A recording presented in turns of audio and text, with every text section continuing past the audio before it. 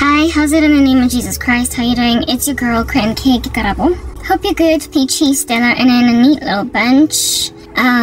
What's up and what's good? So, I have a message to deliver. I am exhausted, okay, because I'm having to change my sleep cycle. I'm used to sleeping very, like, in the early hours of the morning and waking up a little later in the day.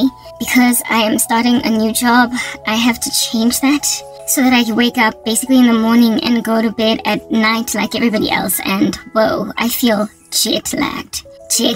Like, it's like I changed time zones, the way I'm so struggling to keep my eyes open because I was up in the early morning. It's just so rough. Anyway, so if I'm coming a little bit drabby, it's only because I'm experiencing the tantamount of jet lag, but we'll be cool. Alrighty guys, there's a lot going on. There's always a lot going on. God is always doing quite a bit. And the devil is also always doing quite a bit, and so he's always just kind of doing strange stuff. And we have to warn about it because that's just the nature of the ministry. Yeah, it's what I do. Okay, so let's just get straight into it. Long story short, God's children, daughters in particular, are in danger. God's daughters are in shaky water. I can't really say that it's danger in the sense of we're facing death or whatever. I mean, that's been a thing with me. Gender-based violence is a problem, but by danger, I mean we're in danger of falling apart from unequal yoking and also reputational damage as a result of allowing ourselves to fall into relationships. In particular, let's just get straight into that, okay?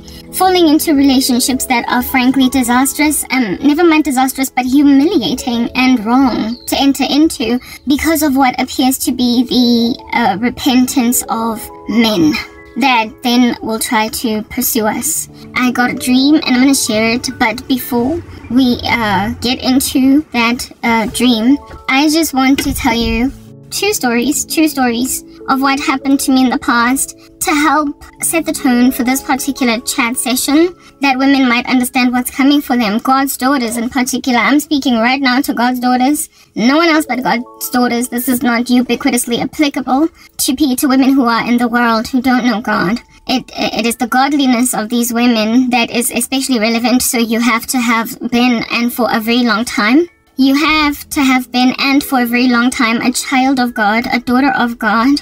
And you also have to have waited on the Lord for a while for a husband. And so you're single. I'm speaking in particular to single women in Christ that have been in Christ for a season, for a while. So a couple of years, right? And who have been single the whole time, waiting on God for husbands, yet to marry. I'm also speaking to those who largely are a little bit older, but in the sense that, like, you are past 30, you are past the age of 30, and so it is expected of you by the global citizenship of people that don't understand the importance of waiting on God and the glory of that. It is expected of you sometimes to settle because of your age. We, such ladies as those, are in a little bit of trouble. And it's not really that bad trouble if we exercise discretion, but it is trouble if there is no discretion, especially when you're looking at your biological clock ticking, time progressing, and it appearing that you're not going to get anywhere. This is what's going to be exploited. So let's just get straight into it. Okay, so when I was, to help you understand what's coming to us, alright, when I was maybe like 18 years old, I was dating this one dude from the Kasi, from Soweto. Alright, I was in love with him. I already had big feelings for this guy. And one day I went to go and visit him. It was like a surprise visit. He stayed in Rockville, Soweto. I went to go and see him. I didn't let him know that I was going. I just went. I don't know what in the world was what I was thinking, but I went anyway to go and surprise my boyfriend. He was not the most faithful of guys, so I could have like walked into something dingy over there. I could have found him cheating. I could have found him, I don't know, like I decided to go and surprise visit my boyfriend. Okay, I get there I knock on the door outside Kohabona by the gate, and the gate was like padlocked and everything, so I couldn't get in. And I'm just standing there outside, kind of frustrated. After all, I was unannounced, and I was facing the risk of having to take a taxi back home after that big chunky travel. I lived in the suburbs. He lived in Soweto, so yeah, double transport. I had to go through downtown Joburg and all that jazz. It would have been a total drag for me to go back home. I didn't want to. So I just kind of sat around and hovered there for like 15 minutes or whatever, hoping that something was gonna give. All right, my boyfriend, I was in matric, okay? My boyfriend lived on the street where he lived. On the street where he lived, down the road, like just further down, his boy lived there. Okay, one of his friends lived in a house down the road from where he lived. In fact, a whole bunch of his friends lived on that same street, but the one that I encountered was this particular one. It's relevant, right? So the one dude that lived all the way down the road just walked out of Kohabona and saw me, you know, on some kakabo, hey, what's up, you know? And I'm like, hey, let's say his name was, let me give him a name, like Sehofazo. Yeah. I was like, hey, Tseho, what's up? I'm here to see my boyfriend, and I've been outside gating Kohabona for a minute. I've been knocking, and nothing's giving. You know, I don't think there's anybody home. Do you perhaps know where he's at? I could have called. Well, why didn't I call him on the cell phone? Let me think about it. I don't know. I don't know. Maybe I didn't have it. I don't know. It just didn't dawn on me. Or maybe I didn't have. I could say it. I can't account for why I didn't call him, my boyfriend. That is. Maybe I eventually would have tried to call him, but at that stage I was just like knocking Kohabona. Alright, his boy comes and he's like, hey Karabo. I'm like, hey Tseho, I'm here to see my man. And he's like, not here, you know. And Tseho then is like, oh well, that's a bummer. I don't really know where he's at either. Okay, was it a weekend? I can't recall. It definitely was not a school week. Maybe it could have been school holidays, but I was not bunking school. Was it a Saturday? I would never have gone there on a Saturday. I don't want to confabulate details here, but I went there during a time when it was feasible for me to go. That's what I'm getting at. But I also went there during a time when it was feasible for me to find him at home. So it couldn't have been weekend. So I think it might have been school holidays for me. Okay, cool. Whatever. Cool beans and bananas. I go, and this friend of his comes. He sees me. I greet him. I tell him my dilemma, my situation, my knot, my bunch that I am in. And I'm like, dude, your boy, I'm here to see him. And he's not here. Do you perhaps know what's going on? What's good? What's up and what's down? And he's like, Angazna, I don't know either, right? But you know, while you wait for him to come, maybe he's gonna be back a little bit later. You can come and wait with me, Gohesu, right? I can sort of kind of feed you juice and a sandwich or whatever while you wait. This is now okay. I'm dating this dude now for over a year. Everybody knows me as Imedia, okay? Right? Everybody knows that I'm like his main chick, Imedi. Like, you know, when you settle for rubbish in the world, a guy's like out here mixing you with 10 other girls, but everybody kind of knows that you're the main chick. Yeah, I was like his main chick. Everybody knew that he was my man, and we were serious as serious could get when you're 18 and the dude is like 21 or 22 or whatever. Okay, it's not really that serious, but it's serious. Okay, yeah, I'm known by every one of his boys as Imedi Ga. Let's say my boyfriend's name was Tay. Oh goodness, like me and coming up with all these names. Tay. Let's say my boyfriend's name was Tay. Yeah, everybody knew that I was with Tay, and I was with Tay for a year, and that I was Tay's midi, and including Tsehofatso, of course. And we had partied a lot with Tsehofatso in the past. We had hung out a lot with Tsehofatso. I knew Tsehofatso as one of Tay's close boys. Okay, yeah, Tsehofatso as well. Tsehofatso, who's the dude that I now was chatting with outside of the gate, Gabote was at some point, but not at this particular juncture, not right then, right? He was dating my cousin. He, like, if anything, I'm like, when I started dating Tay, my cousin was with this dude. But since a whole year had progressed, my cousin and Tsehofatso had broken up. But I was the one that kind of stuck around, right? I stayed with Tay while my girls moved on to be with other people. Yeah, that's the context. That's the scenario. So with Tshegofatso having been with my girl, having been with my cousin / girl, and with me being with Tay, I was like, of course, trusting of Tshegofatso's intention. I didn't see any ulterior motive or funny vibes. I literally did not imagine that anything could ever be imagined or feasibly happened upon in the mindset of Tshegofatso to try anything with me. It just didn't dawn on me that way. Maybe I was naive. Maybe I was 18. I don't know. And so because I was 18, impressionable much, I don't know. Tay's like, let's go, not Tay, but Tshegofatso's like, let's go wait at my house. And I'm like, okay, this guy knows that I'm here to see my boyfriend. He knows who my boyfriend is. He wouldn't, there's no funny business here. Absolutely not. Why would he want to be so taboo? When you learn lessons as you get older, how guys operate, guys, how men function. You learn them the hard way, and if you are not wise as a woman, if you are not smart as a cheeky, man, you're gonna find yourself reputationally ransacked. Do you understand? Anyway, cool. So I go to Tay's place, not Tay's, Tshegofatso, that's the guy right from down the road. I go with Tshegofatso to go and wait to see my boyfriend. Understand, I am besotted with my guy, right? I really love my boyfriend. I'm besotted with my boyfriend. I think he's the best thing since sliced bread. I've already envisioned in my mind what our children are going to look like. All that jazz. I love this guy. I would never do anything dingy against him of this nature. But anyway, I go to Tshegofatso's house, and first time I enter the yard, I go with Tshegofatso. I'd never been there. He was not my man, and it's just a regular house in Soweto, and offers me some oros or whatever. I be out drinking some oros, and then next thing, Tshegofatso's out to give me a house tour, and I'm like, I don't need a house tour. I'm sitting in the lounge area of your house, but I don't want to be rude. Plus, I was extremely shy when I was young. Right? I didn't talk much, and I was I never raised my concerns about anything. I just kind of went with the flow, rode with the wave. So when he was like, let me show you my house, the rest of my house, his parents were not home at the time, I was like, ugh, it felt some kind of way to me, but I was just like, whatever, house tour. It was not even like a mansion sufficient enough to, I guess, deserve or warrant a house tour. It's not like we were actually gonna go be viewing a swimming pool and like a tennis court and like a servant's quarters. It was just a regular 2-3 bedroom house in Makasi. But this guy wanted to give me a tour.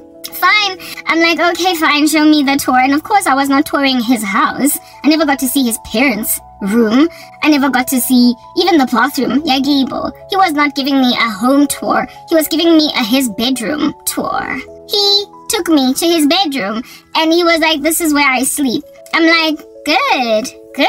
I'm glad to see that you've got a comfortable environment on which to lay your head at night. Even the son of man did not have a place to put his head on at night, though foxes have dens and wool. You get my point? Yeah. Okay, so I didn't quote scripture. But I basically was like, congratulations, you have a bed. But at this stage, already my antenna is out there. Okay, like, I thoroughly understood that he's trying to seduce me. I knew straight away that that's what he was trying to do. So I kind of stayed at the door of his bedroom, and I was like, nice bedroom, nice, it's neat for a guy, nice, very neat for a boy, yeah, and I was like shuffling in my body, like very, very uncomfortably, on some cool, and I was so overtly, awkwardly uncomfortable with what was going on right there that he sort of kind of caught on. Like, he at least quickly realized that, okay, Gara was not gonna do this. He was trying to get me to go in his bedroom and him seduce me, see if he can't sleep with me. Yeah, okay, he was trying that, alright? He was trying it. Oh, see, I had drunk maybe like a quarter of it, azankai feta. At which point I was like, perhaps we should just go and go check Ahore Uteng na Tay, as he arrived. Is he back now from wherever he was at? I think we've waited long enough. At which point he's like, yeah, sure, yeah. And then we leave, right, his house. The air outside was so super fresh. It was fresh before, but this time it was extra fresh because I was feeling clouds of lust in that house when I was in there. This dude was out here trying to hit that.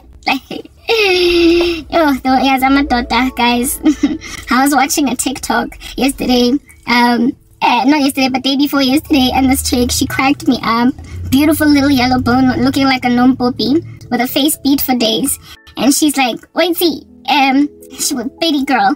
She's like, banna batla go ira Popeye. Banna batla go sia ole dry. Batla go ira lompopi wa nkutla. Banna batla go lematsa mara bo girl. Basadi bona ke bona ba utlisanang botlhoko. Motho a filang ka rena madi a gage le a gago ga a kopane. For eng ke tlhaloganya gore banna ba ka go ira Popeye mara basadi ha ba ratane. Right? So basically she was complaining that men can make a cartoon out of you. They can make you a cartoon. They can make out of you a Popeye, alright? And they can leave you dry and high. But women, you got this problem in that sometimes you meet a girl that you don't know from a bar of soap, and yet you will say stuff like she doesn't gel with me. I was laughing at her when she would not at her, but at the way that she communicated that, and indeed I was in agreement with her. And right now I am appealing to the segment of her lament on TikTok about how it is that banna batla go ira Popeye. Like, men will make women cartoons. Men will make yala Popeyes. They will literally batla go ira Popeye. They will make you a cartoon. But so how you don't become a cartoon as a woman is to basically where you have to make a decision that you're not gonna let yourself be Popeye, because labantu abenandaba. Sometimes they just don't care that they can make a fool out of you as a woman. And it's unfortunate that these lessons, sometimes you learn them having made some big mistakes, okay, as a young girl, and having been disreputed by these people. It's unfortunate, but thankfully I was smart enough, I was wise enough to see this for what it was, coupled with the fact that I was just absolutely enamored with my boyfriend, and I was not trying to mess with any of that. Plus, who in the world wants to go and give themselves a reputation in Jalo? What girl in their right mind sleeps with their man's friend? I mean, it was during the day. Do you understand? Cabo, like 1:12 p.m. There's nobody here drinking Hunter's Dry and Amstel and Savannah. There's nobody here high on Zol, like proper sober. Everybody was sober during the week, 12 p.m. And here's a man trying to make me a Popeye. Kill is sober, guys. He's sober, I'm sober. And for whatever reason, he was prepared to mess with a relationship with his boy just to get what he wants out of me, right? He had a friend in Pinjak. They'd been kids growing up together, went to the same high school.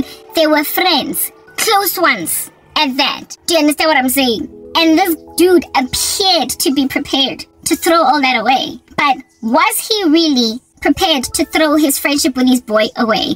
That's the thing that later on, as a woman, as I got older, I discovered that the Popeye is always just the woman, never the men. No matter how much they basically go over rules, like no matter how much they break code, the Popeye is always the woman. But I would only come to learn that later. At this particular juncture, I'm thinking that this dude is trying to destroy his relationship with his friend and disrepute me. But like I said, as I would get older, I came to learn that he was never gonna lose his friend if I had settled. The two of them were never gonna have a falling out. If I had settled, I was gonna be the Popeye. The two of them were gonna go into the sunset together and still be friends. But I was going to be the Popeye cherry that slept with my boy. That's what they were gonna stay friends, but I was going to be disreputed. It was not going to be a whole spree of blaming everyone that participated in the mutiny against my boyfriend. It was only going to be one half of the mutineers, and the half that would have been blamed is the woman. And the girl, the female in the equation was going to be the Popeye. Yeah, I only learned that later in life. But I'm getting to a point about the dangers that are coming right now, right? So, this is what's good. This man, this dude, this boy, well, he was a man already at that stage. He was past his 18th birthday. I was 17 going on 18, so whatever. I was gonna be lambasted, slathered. Strata Seleka Fela Sako Rockville was going to know my name as the harlot of tomorrow. And the next day, and even yesterday, it was gonna be my name that was dragged through the mud. Alright, and this dude was prepared to seduce me successfully. And then thereafter, what in the world? Like, what was gonna happen, right? So we leave his house. I go out in the sun, and the air is just so breezy because it was all cloudy in the house with this guy's crazy lust. And I went home because I was not there for 15 minutes, guys. It was not even long how long I was there for, right? At that guy's house. I was gonna wait for even an hour for my boyfriend to come, but then I realized so I left, and I hoped that my boyfriend would be there. Now, after this 15 minutes, he wasn't. And so this like dude that wanted to make me a cartoon then coupled me to the taxis. I got on a cab, and I went back home. So I went back the way that I didn't want to. Double transport to get to Rockville, double transport to get back to Alberton. That's where I used to live at the time, in Alberton. Yeah, okay, cool. I went back home, and then my boyfriend calls me later. And the tone in my boyfriend's voice, you could tell that it's like he was proud of me. What the heck? Like, my boyfriend calls me, he's like, baby, sweetie, no lete, you came. Aski, sine, I was like, babe, sweetie, I heard you came to see me today. I'm sorry that you didn't find me, but why didn't you call King? You wanted to surprise me. He was cool, right? And then he's like, his boy, right? So Tay is now talking about Tsegofatso. He's like, Tsegofatso told me that you came. Yeah, and that you went Wayoploma at his house for waiting for me for a couple of minutes, and I wasn't there. I was like, yeah, I did that. He was like, yeah, okay, cool. That you could tell that he was excited and glad that I was a good girl, and I did not do anything with his boy. You could tell in the tone of his voice that him and his boy actually spoke about it. He said, your girlfriend was here. Likely because his boy knew that I would tell him. Your girlfriend was here, she was looking for you. I saw her, and she came and waited for you, Kontlu. And then my boyfriend was probably like, Karabo at your house. You invited Karabo to your house. What the heck, dude? Why would you invite my girl to your place, to your house? And then he probably was like, blah, Marindex, your girl is a good girl. She didn't do anything with me. She never would. She was like, yeah, the way Karabo thing. And my boyfriend, when he spoke to me on the phone later that evening, he sounded happy that I kept myself in a bunch. It's like, was I in a test? Was I in a Hunger Games arena? What was I? Was I going through some kind of test that I did not sign up to write? Like, I didn't study for it. Is that what? Yeah, as in, my boyfriend Archer speaking with me on the phone with a jubilant tone in his voice along the lines of, I'm proud of my girl because my girl don't do strange stuff. My girl is not a harlot. My girl does not sleep around. My baby is loyal to me. And that made him happy and proud. That made him glad. Do you understand? That made him glad. Enough to sort of kind of low-key almost put a star on my forehead like a little child in school that has, you know, performed on the spelling test. He'd like, yeah. You know, when I put the phone down, I was chuffed too with myself, but at the back, because I'm 18, I'm all impressionable, but at the back of my mind, I'm thinking, okay, like, what would have happened if I had kissed the guy or allowed myself to fall apart? You see, it's like, okay, I asked myself, what in the world, like, Eve, right? Eve of the Bible, Adam's wife. It is written of her after Adam and Eve fall, right? The judgment on Eve was that from now on your desire will be for your husband. And I always like to say that judgment on Eve, essentially that judgment on women, is that we are so going to long after the affection of men that we will literally do anything to get it. And so any man that's out here trying to vie for the position of loving you, sometimes you will just take it at all. Even if it's coming through a man that, frankly, you ought reject. Like, you should not be with this person. But insofar as they're offering you any kind of, adoration and just like pampering, stroking of your cheek, you're just running with it. You're just running with it. Women get reduced to harlots sometimes because enough men promise to love them. Enough men promise to love them, and then when these men don't, by the time they look at their rap sheets, they've been with like 4 of them. They've dated like a couple of them, sometimes even in the same crew of guys, all in the pursuit of love. But men will never ever forget if at all you have already been with one of their boys. They They're just never gonna forget, okay? That's just not the way that men are wired. But we, as women, sometimes feel like it is feasible for us to be with the next dude that's out here going to love you, right? Like, proper. The next dude that's Hiratum. There is a song, yeah, Beyonce, called If you let him take me from you, I guess I'll finally see.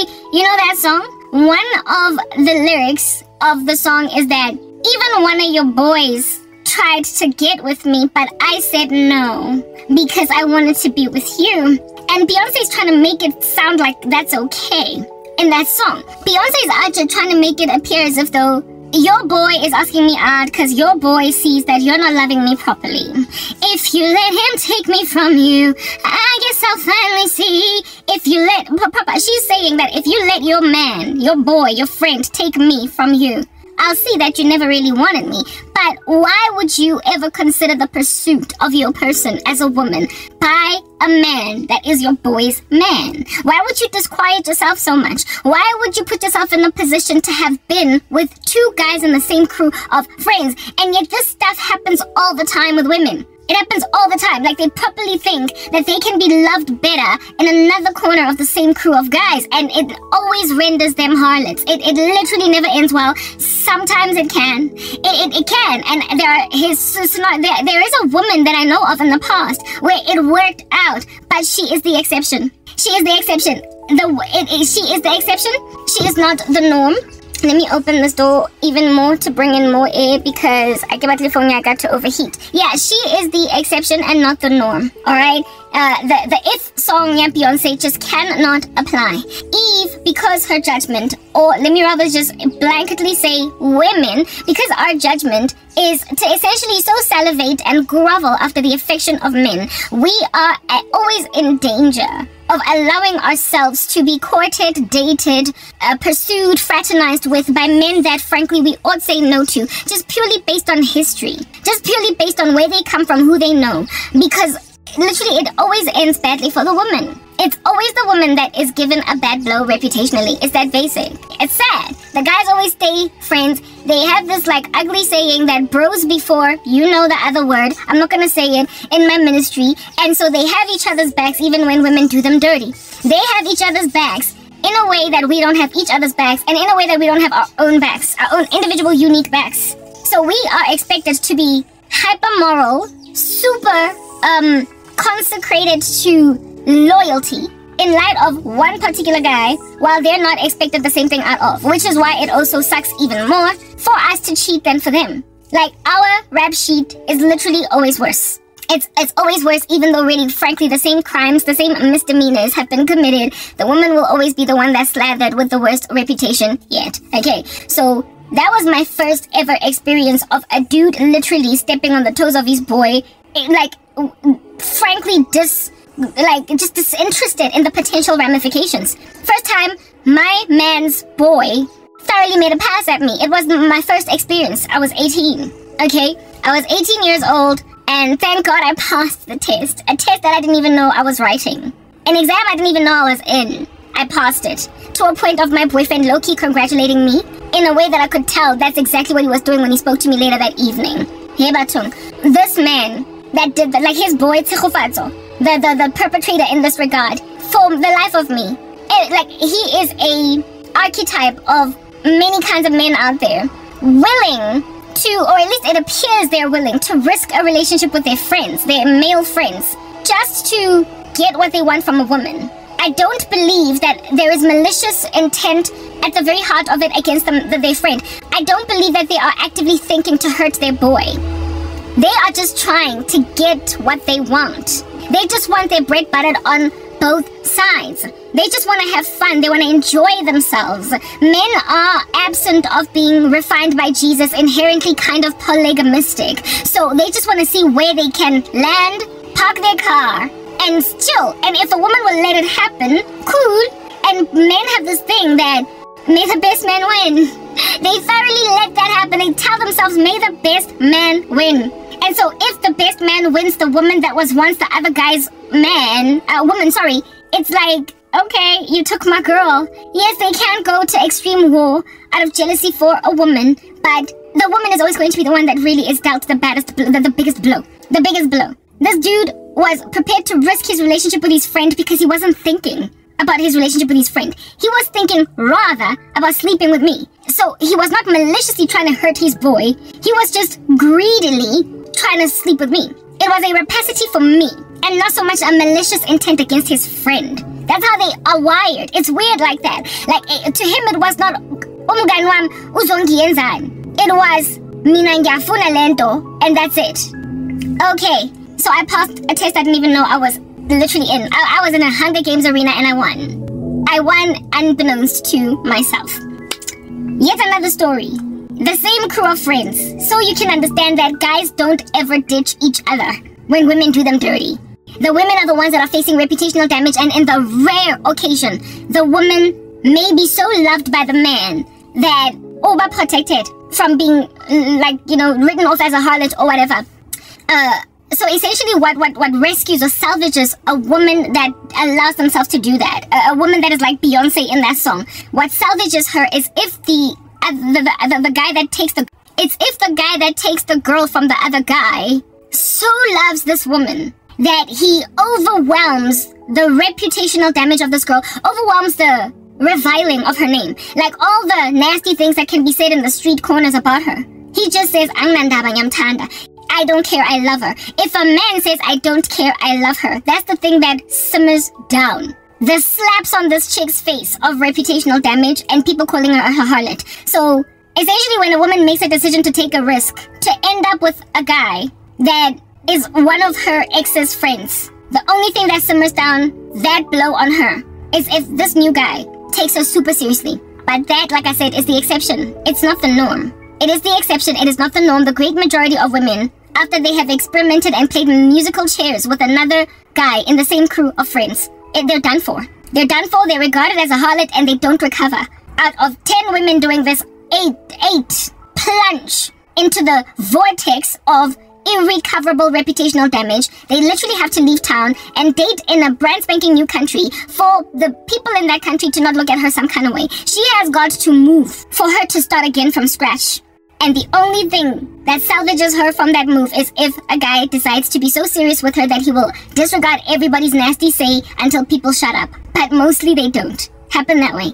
And there was a girl in that same crew of people that we knew that was the exception. I've known in totality in my life 3, including my ex-boyfriend, 3 exceptions. 3, and by ex-boyfriend I mean somebody that he ended up with, not so much me. 3, I've known out of all the plethora of women that I could ever know. All the plethora of women that I could have ever known in my life, and trust me, there are many.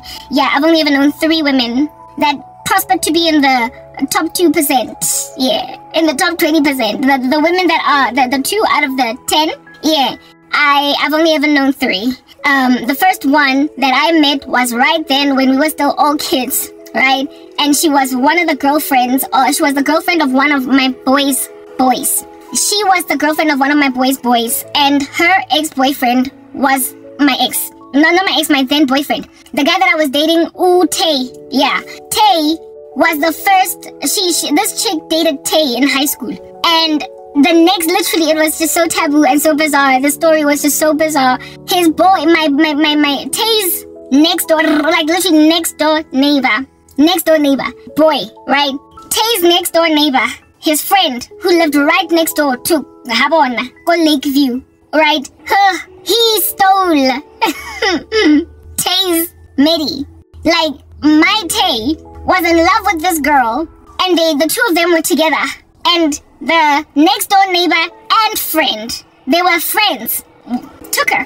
Like, they cheated on Tay with each other, fell in love. It was initially very taboo, but it was what it was. This dude fell head over heels in love with Tay's girl, stole her. The fire was, ravenous. It went through the forest, and then it was snuffed out. And when the fire stopped burning, this chick was now Imedi. She was now the main chick and the beloved lady of Tay's boy that lived next door. By the time I came into the picture, it was years down the line, right? Because remember, this guy's like 4 years older than me. I'm like 18, he's like 24, 23, 20, I'm 18, he's like 22. And when they were in high school, how many years ago is that? Like when you're like 16, 17, like that was many moons ago. You know, basically I think I was in primary school when they were busy, and this little mess, I was still in primary school and yet to meet them. So it would be years that would progress. And by the time I came into, and this chick was their age, like they were in the same grade, right? Yeah, typeset thing. By the time I came into the picture, Tay and this chick were long broken up, right? And this chick and the next door neighbor boy were already together years, like many, many years. He stole, from what I understood, literally this chick was like Tay's first love or something. And thingy took her. Who is this? The next door neighbor guy took her. His boy, the next door neighbor, let's say his name was Taboo. Let's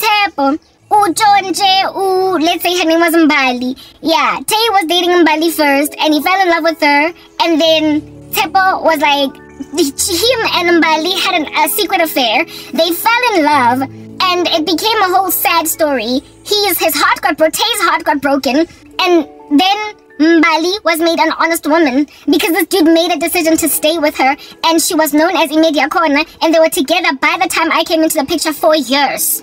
They had been together for years. So essentially what happened, and it's water under the bridge. The way that my then boyfriend, Tay, was so tight with Tepo, you would never know that Tepo stole his girl. You would literally never know. You would never know. You would never know that Tepo stole Tay's girl because of how tight they were. How they used to always just visit each other. It's like he was not bearing any grudges. And that's the way that men are. Manjalo. Like, you steal a guy's girl, and it's literally like water under the bridge, just like that. It's water under the bridge. Here, women, you are playing with dangerous fire when you allow yourselves to play musical chairs with men because they recover, you don't. Largely, you don't. For the 20% of the time, you just don't recover. The men, however, are the ones that are riding it out with each other. They got each other.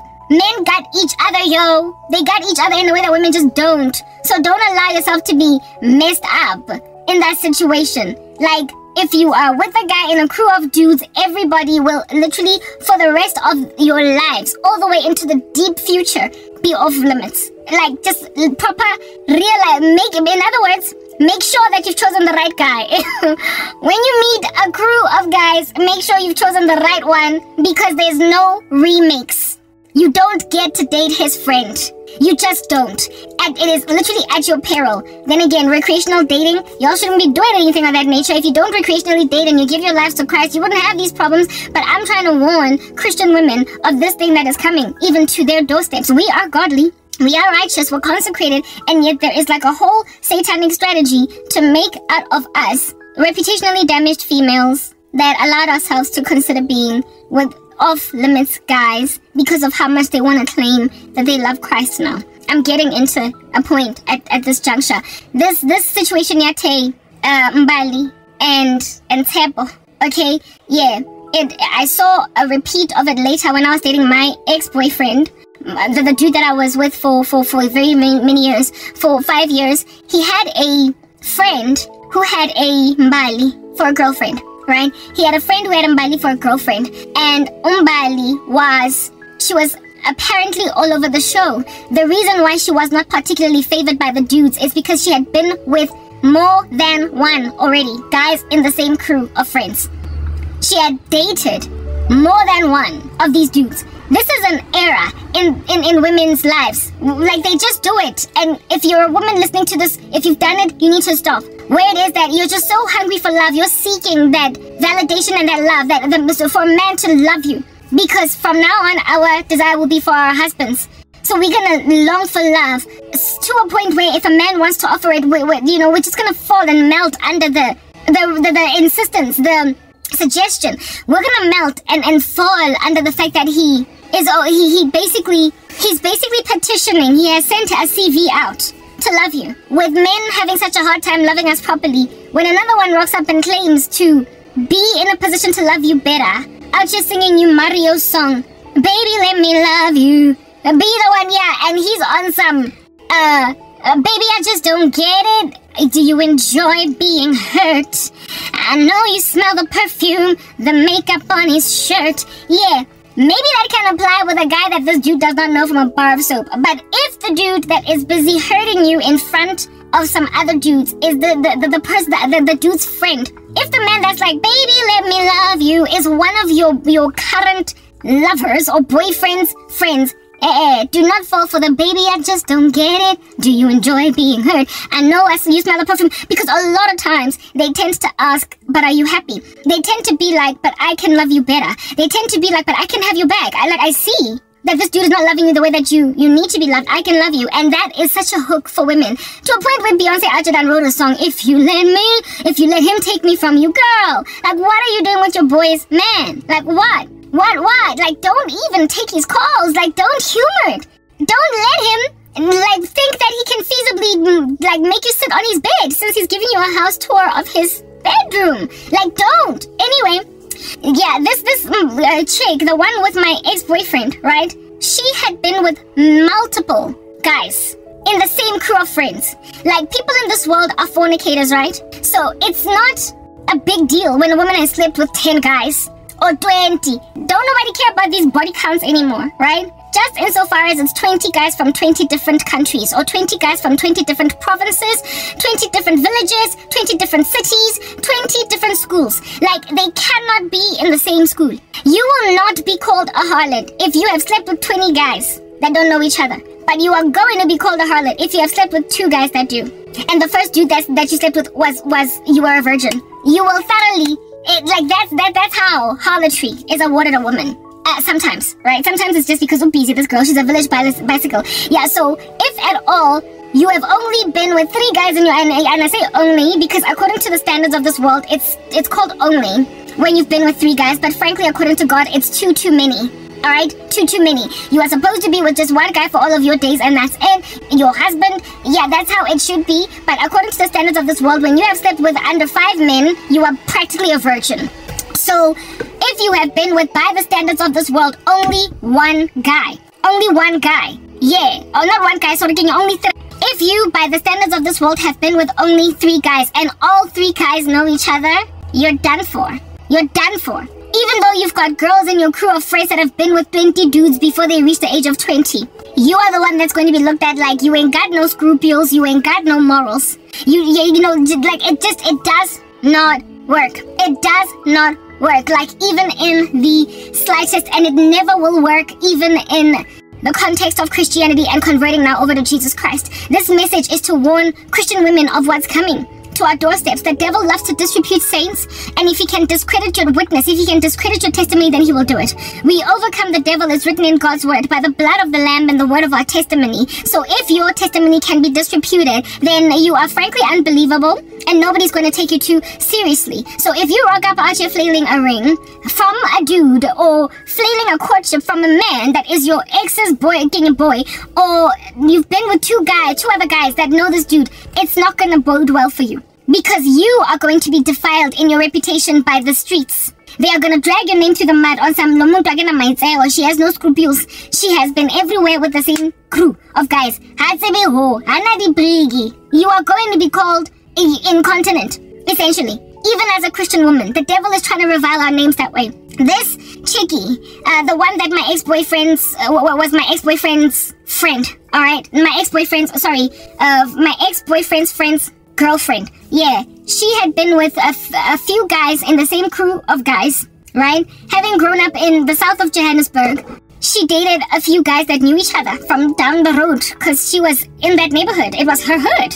And she dated dudes from her hood. And my ex-boyfriend, all the way up until we broke up, had nothing good to say about that chick. He had nothing good to say about her. Understand that despite my ex having nothing good to say about that woman, the guy, let's say the guy's name was, oh goodness, Muzi, alright? Yeah, the Umuzi guys loved this woman so much that he, like, you know, men will out here leave you out on their social media. They will pretend like a uko. Don't nobody know, kimang media tepo on social media, yet he's got one. You know that you are beloved of a man when he's out here flailing you on social media. I did not know many guys that were happy to go and flail and front and floss their girls on social media, and this dude was one of them. He would upload photos of just her. Profile pic is her. This guy was so besotted with this chick that it was frankly irresponsible for anybody at all to speak anything negative about her. He loved her and he eventually married her. He eventually made a wife out of her, right? But all the way, even literally at the time of them getting married, all the way up until my ex and I broke up, my boyfriend Yam had nothing good to say about this chick. My boyfriend did not like this chick because according to him, she was a harlot. According to him, she was a girl about these streets. Because he had experience of her playing musical chairs between a couple of guys in his crew, and then next thing, this dude is trying to make an honest woman out of her. He's trying to make an honest woman out of her. And he told me that at the beginning of their relationship, all of the boys basically staged an intervention for him on some boy. You can't be with this woman. She's been with this and that and that and the other. No, there's too many of them. Like, Papa, I want to have had your chick. They've gone in there. How are you gonna make that serious? I mean, make like all the other dudes. Hit it and quit it. Drive-by shooting. Don't stay. Like, why are you staying? And this dude was like, Mina Yamtanda. He stuck to his guns and was like, Mina Yamtanda. As a result, this chick's reputation over the years simmered down. So that which was people's opinions about her is simmered down. People just kind of got over it. They overcame their biases concerning her. They stopped being uneasy in some kind of way. But low-key, deep down inside still, even the women in the 20th percentile, in the top 20%, the ones that do get taken seriously by the guys, even if I want to eventually shut up, bottom line is sentiments will still ruminate in certain people's hearts, just as that sentiment ruminated in my ex-boyfriend's heart. My boyfriend, ex now, but at the time he was my boyfriend, Azang, he never softened up to her. He never buttered, he was never buttered up by the fact that this dude now was taking her seriously. So in some people's eyes, you will always be the harlot. Norma, Uba, this guy's wife, and you become the baby mama, and now you're the mom of these children. Some people will always just look at you as, how's it more this chick? She's been with like 3 other guys in the same crew of boys. Some people will just never forgive that way. Some people will just never forgive, just like my ex-boyfriend never forgave. He never forgave even though this dude made her serious. Yeah, that was that whole scenario, right? That situation.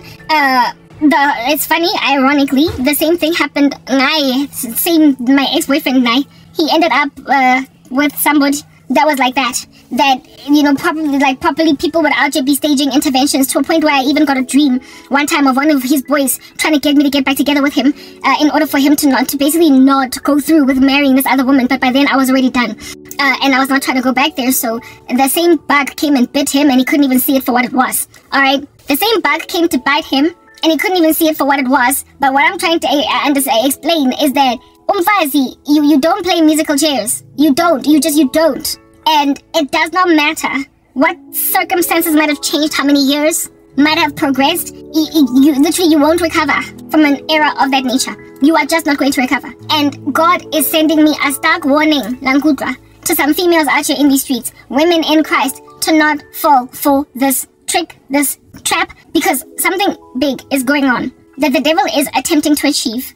I keep saying we're at the end of days, and the thwarting of the gospel of true biblical Christianity is going to be a whole satanic strategy in order that the great apostasy might happen and that people might not know or have sound enough examples to look at in Christianity of what makes for a godly life. And the devil has many, many such strategies with which he is attempting to achieve. Never mind apostasy from Christianity, but also the disreputing of Christians, the taking away of credibility from true Christians through multiple strategies. Like, yeah, it's all in the interest of tapering down biblical Christianity. That's what I'm getting at. Tapering it down. Okay.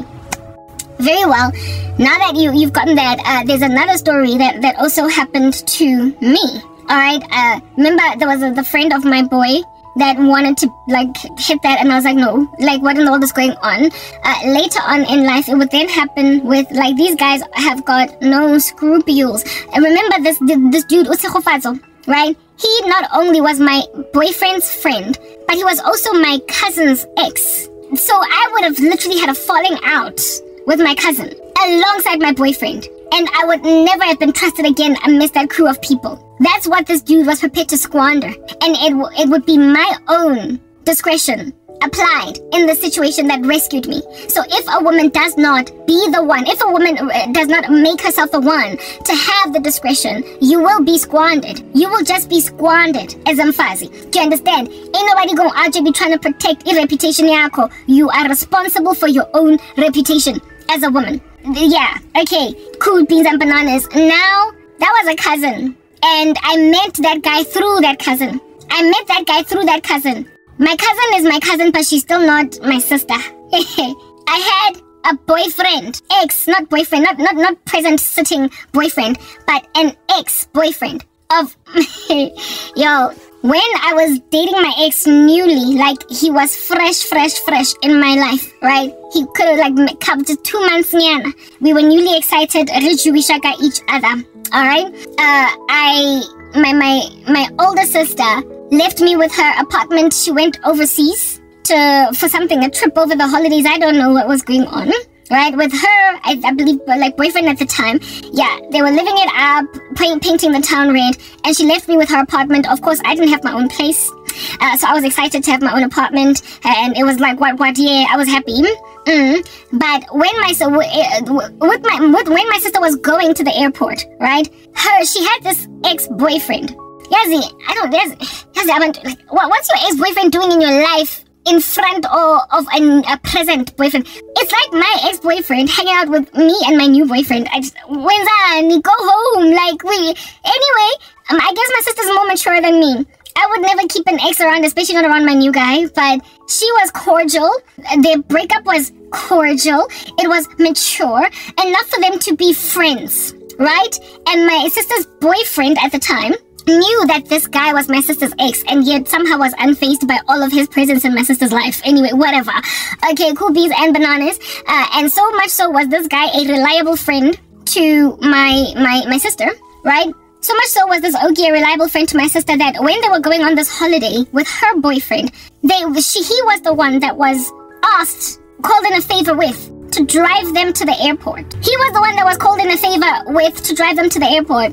And remember, I'm gonna be the one to take care of my sister's apartment. So obviously I was there on the day of their departure, and obviously why not see my sister off? You know what I mean? Like, why not go to the airport and see my sister off? And then this guy promised to would then drop me off back at my sister's apartment. I didn't have my own car, but my sister did leave me with her keys to her car. I did have a driver's license though, but of course we're not going to use 2 cars, right? So we went with this dude in his vehicle, and my sister should have just asked me, frankly. I could have driven her and her man to the airport and come back, because I had her gets. I had a car. It was like a Hyundai Gets. I had her car. Why did she insist on this ex-boyfriend? My sister. He was an a trespasser. He was a trespasser. Anyway, whatever. This trespassing ex-boyfriend is the one that's called in a favor with, right? And so I, tag along with them when they're going to the airport, because we're dropping my sister off. And I'm going to stay at her apartment for the duration of her holiday. I'm going to be staying at my sister's apartment for the duration of her holiday, so why not see them off too? So en route to the airport, it's my sister, her boyfriend, me, and this dude. We're in the car, music is going, we're happy, and I'm on the phone texting my new boyfriend. I'm so in love, right? Yeah. Whatever. We go to the airport. Hello, goodbyes happen. Hug some people. Wave as they are going to the check-in terminals. And then I go back home, of course, with this dude, this ex. Yeah, we get my sister. And I'm like having just a regular conversation. Yeah, okay, wow, kids, we're gonna miss them, but it's cool. They're coming back very soon. Yeah, but on the drive back home, y'all, that drive from OR Tambo to Morningside felt like a drive through the garden route, en route Cape Town from Johannesburg. It was long. It was so long.